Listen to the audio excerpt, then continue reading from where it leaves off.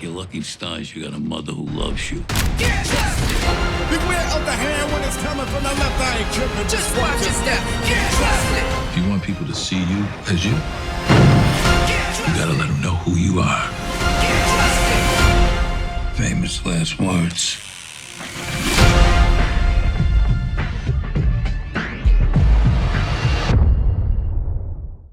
Good morning. My name is Nigeria Chambers. I am from Big Go Belt Media. Miss Sharon Washington, thank you so much for your time today, and very excited to talk about your work on this season of Power Book 3, Raising Kanan, new episode streaming exclusively on Stars each and every Friday. How you doing today? I'm doing really good. I'm doing really good. I'm excited to let everybody see what's going on this season. Oh yeah, oh yeah. Thanks to the good folks at Stars, I did get to check out episode 3 in advance, so I definitely have some things we're going to talk about. And obviously, we won't release this until it does release. But Okay. before we get to that, I got to really tip the hat to you and all of the amazing folks behind Sing Sing. It's without a doubt my movie of the year. I voted for it as the movie of the year. Thank you. And it's such a powerful film that I truly suggest everybody check out. Oh, Uh, thank you so much. Absolutely, absolutely. So, Grandma Joyce, excuse me, let me properly introduce her. A bad motherfucker, Grandma Joyce, as she There it is. says. There it is. Yes, there it is. I want to ask you because with her prognosis and it's truly what we would assume would be an untimely, but yet inevitable passing of her at some point. Who do you think this passing will affect the most? And the two names that quickly jumps out to me is without a doubt Kanan or Rock. But Hmm. considering what we saw in episode 3 with all of the Thomas's kids really receiving the news, including Juke, you just never know because everybody has their special bond with their grandmother, which is something that we'll talk about in 1 second, but Hmm. everybody's going to be able to relate to on that note. So, but for you, Hmm. as the actor and even as the fan of the show, who do you think the passing would affect the most? That's a great question. I think, there's a special mother-daughter relationship with Joyce and Rock. And, the apple doesn't fall far from the tree, and they fight like they fight because they're so alike. Right. So I think there are unresolved issues between both of them. There's no fault. They both are just hard-headed and who they are. And that's why nobody can ever give an inch. Nobody's ever going to lose an argument between the two of them. So I think that's just a really interesting uh, character trait between the two of them. Of course, and grandmas always love their baby, their grandbabies. And Yeah. there's always, whether they like to say it or not, there's always one that's kind of their favorite. And it's just, Kanan is her baby boy. Kanan can do no wrong. Yeah. Whatever is Kanan's fault in Joyce's mind, it's Rock's fault. Mm, That's how that mm, works. mm, So mm, mm. I think it's going to be, and it's just been interesting also the relationship with her other boys, because she had, Marvin and she were together after Elijah died. They were just the two of them for a long Yeah. time, right? Before Rock came on. So everybody has, as you said, everybody has their own special relationship. So it's going to be interesting how each of them takes the news. Yeah.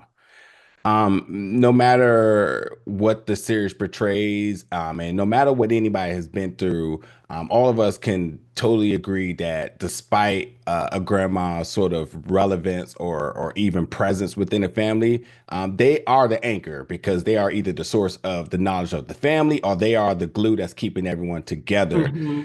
And again, on that note, in an untimely passing of Grandma Joyce, I would assume we would see a crumble or divide amongst the kids in a way that we haven't seen. Is this something that you sort of foresee in terms of it in the untimely passing of her? Do you think the kids will still band together, or do you think they will crumble as traditionally we have seen?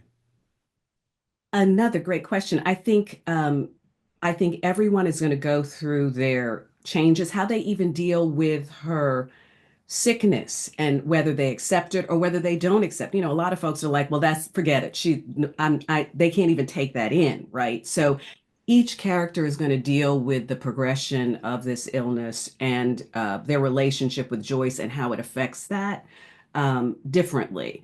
I think this family has shown that no matter what, from Grandpa Elijah to Joyce to Rock, no matter what, this family stays together.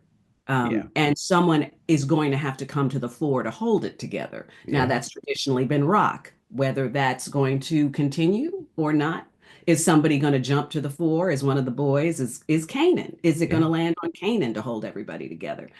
So I think that's something that remains to be seen, how this is all going to play out. Yeah, I can speak from experience on this one too. And I kind of look back in hindsight of not really having the wherewithal as a kid. And I thought there was a very beautiful scene with Kanan and Grandma Joyce is myself being a product of generational trauma and not being Mhm. aware of certain cycles within the family, not until I became adult and realized that, some of these things had to change. And I thought it was very beautiful when Kanan sort of looked his grandma in the eyes and says, like, listen, this has been a family of lies. We've been hiding things forever, and Yes, this has been to our detriment left and right. And he says, I think this is one you need to tell them. And I would say that Grandma Joyce has been, pretty stern in her ways and goes about it the way she wants to go about it, even to the point where she says, like, I'm here now, like I'm doing this on my right. terms, my way. But Kanan was able to really connect with her in a way that made her do something that she said possibly could be worse than death in terms of having to confront her kids. What is it about Kanan that was able to get to her to convince her to do something she never thought she would? Pure love. Kanan comes to her with pure love, and that's the way she received it. Because if Rocket said it, it would have been a whole different thing.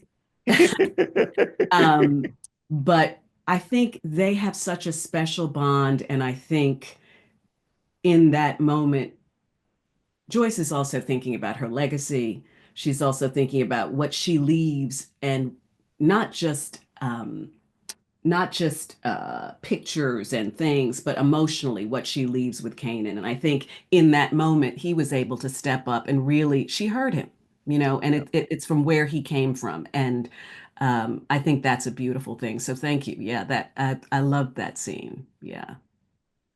One scene, well, I'll just say this, and I know yourself as a fan of not only your own show, but just of all the Power Universe, is that one thing Mhm. that does not mix in the Power Universe is dinner tables and power, period. It's of Period. the likes of water and grease here. And the Period. moment that we knew that we're going to be a family dinner in this episode, I just kept saying, oh boy, here we go.